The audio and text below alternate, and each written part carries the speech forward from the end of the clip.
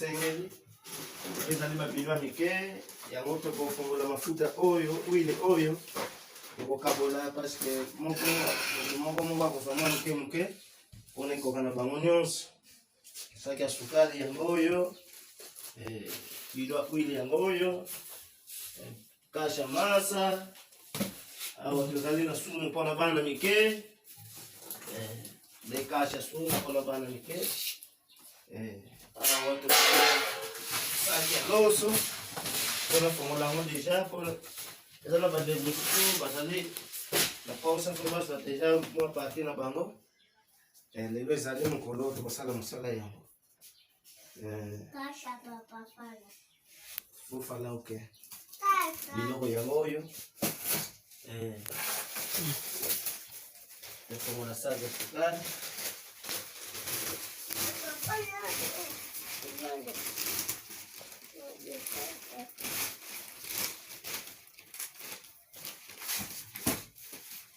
Deixa. Açúcar.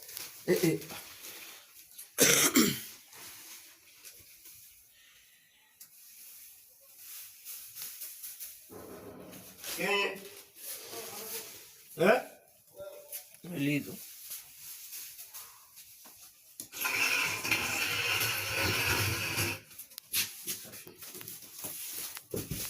Água mineral. Beijinho de ouro, sumo regal, arroz, loço, sumo, açúcar e tudo mais. Filho de Johnny, e o filho de Johnny também, este menino que se encontra aqui na câmera. Sim, sobrinho de Johnny.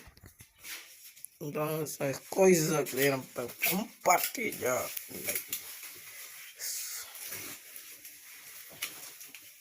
Vamos aí, o teacher, né?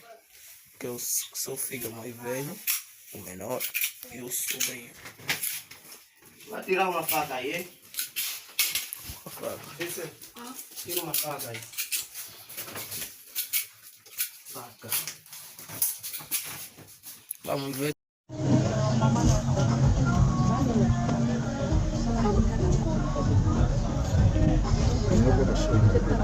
Tá bom.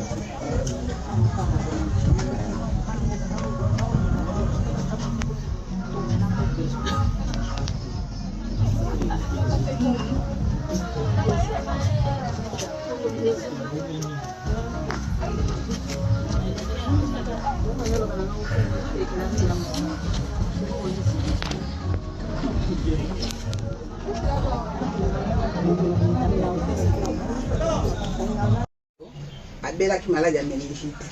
Malade ya meningite wana abelaki yango ezalaki banda po mwana oyo abelaki malade ya meningite. Totretaki ye pena na ntango wana mwa ezalaki totretaki ye kasi kino ntango oyo Nzambe asali ngolu kasi maloba na ye alobaka bien te. Mayele na ye aza na mayele ya kokoka te. Donc maloba na soki topesi ye telefone ye moko aloba awa alobaka mpenza bien te. Donc malbane katana so alobi boye akosala phrase te asala phrase asilisa ngo aza na mayele ya kokoka te po ete ndenge mpe akoti na ye classe te po ete na ndenge ya pasi ya malade yango wana na lisungi mpe ezali te alors akoti na ye mpe classe te donc aza na ye kaka donc ndenge bomoni ye kaka boye ndenge azali na ye yango wana ete nazolobela ye po ye moko akoka ne mpenza koloba te.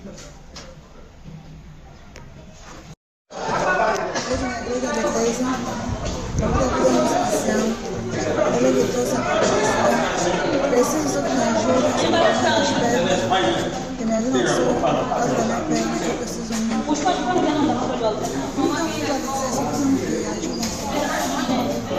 Queria que se eu fosse acidente, não consigo fazer várias coisas, não consigo trabalhar.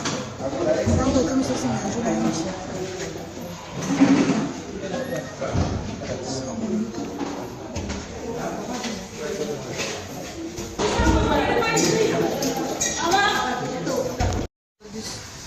Meu nome é Juliana Mafausto. Queria falar acerca do... Queria pedir apoio, queria pedir ajuda a Tony Voz. Nesse momento, desde que a mãe faleceu, que é a dona Eugênia, estamos a passar por muitas dificuldades. Dificuldades como não estamos a ter apoio nos estudos, não estamos a conseguir estudar devidamente, não estamos a ter na alimentação, também no nosso vestuário. O pai já não se encontra aqui, não sabemos onde ele está. A única coisa que estamos a pedir a todos nós é somente ajuda, que possam nos ajudar. Somos 7. Nesse momento aqui só somos 5, os outros não se encontram aqui. E queremos só pedir ajuda. Poderem só nos ajudar. Não estamos a aguentar mais. Olha já, ajuda, não tem pai, não tem mãe, doença de lado, não vende, fica com os pés, pedir ajuda.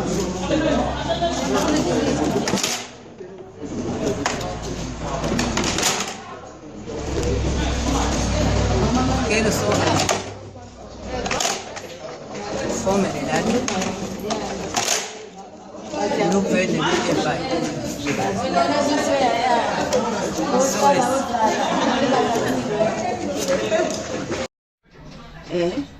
Mpona mwana ndenge aza boye abimaka te avandaka kaka awa abimaka na ye te mpo nzela mpo akende ye moko akatisa baprince akoka te donc abimaka te yango wana ete lisungi ya mwana oyo ezali ete encadrement nano lisungi na ye vraiment nazosenga encadrement nano esika ya ye ya kovanda mpenza mpo ete ye abimaka te avandaka kaka lokola boye papa mpe aza na ye mpe te oyo akosunga bango nazalaka ngai na bango moko natalaka bangai moko ya mama na bana papa aza mpe te lisungi nazosenga mpona mwana oyo ete encadrement esika ya kovanda ya malamu encadrement epuis nani mutu na ye ezwa mpena susu traitement po ete azwa mayele lisungi onga nazosenga mpona mwana oyo yango esika ya kovanda encadrement po te abimaka te avandaka ne kaka na kati ya esika na ndako papa aza te yako kosunga nazaka mama naza bokola bango donc nazosenga kaka lisungi yango wana